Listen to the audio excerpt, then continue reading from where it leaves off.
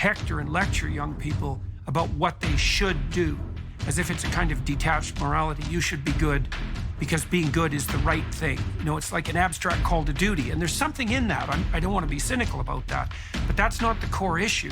The core issue, I think, is the fact that in that adoption of responsibility, you find the deepest meaning. My daughter is mine now, but she won't be mine forever. She's gonna marry somebody. I like the idea of her marrying a good man with honor and principle. A man like me, I don't want to marry some idiot. So they call me a misogynist and I'm anti-woman. I'm pro-woman. The best way you can improve the lives of women is make men, better at being men. Because when a man is a good man, he's good for all of society, including women. He's good for everyone around him when he's good at being a man. Where like a car has a governor on it. If you go 130, you know, the governor's only going 91. And the whole thing about that is a true statement, you know, like what you said. Our mind wants to protect us. The mind is like, honestly, it has a tactical advantage over us. It knows our deepest, darkest fears or insecurities. It knows where we start to feel, we start getting that doubt creeping that says, hey man, you know what, man, maybe this isn't good. Let's go back home to the wife. Let's go back home to the kids. This is not comfortable.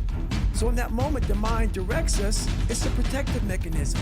It saves us from doing bodily harm, or it really saves us from discovering that the mind's like, I want to be in charge of you.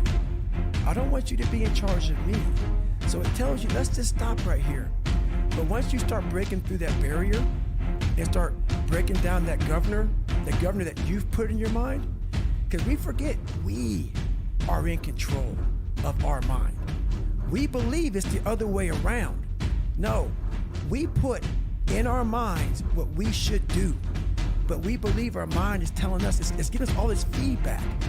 We have to reprogram it and tell us, no, we're good, we got this sucks, but it's okay. That ideology, for history, eventually a group of men stand up and say, yeah, listen, we've had enough, this is not going to be happening. I do believe that in history it's always been the same. I believe it's always been a select group of good men who are up against evil. I think they've always been outnumbered, and it's always been difficult, and they've always suffered. All of them. But other than that, that pleasure in aiding the best in other people to come forward, I don't think there is a deeper pleasure than that. And that's how you push yourself to the level you never thought you'd be able to push yourself. Well, the truth of the enterprise. So let's say, well, is it true that men should become husbands, fathers, warriors, builders, priests, and kings in that kind of biblical tradition? And the answer to that might be, well, what happens if they don't?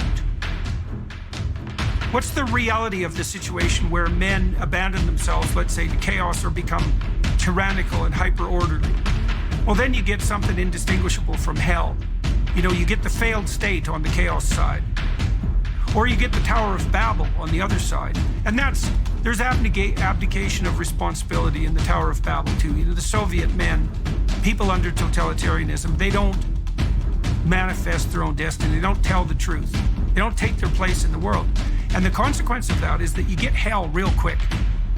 And you might say, well, hell isn't real. It's like, you don't know much about history if you don't think hell is real. And you also don't know much about history if you can't see the connection between the abdication of individual responsibility and the generation of hell, and very quickly too. So, you know, when we're talking about a reality that transcends the merely historical, we could point to the pragmatic. It's like, well, what happens in the absence of virtue? Well, you don't get freedom, you know, whim pursuing freedom. And even if you did, you wouldn't want it.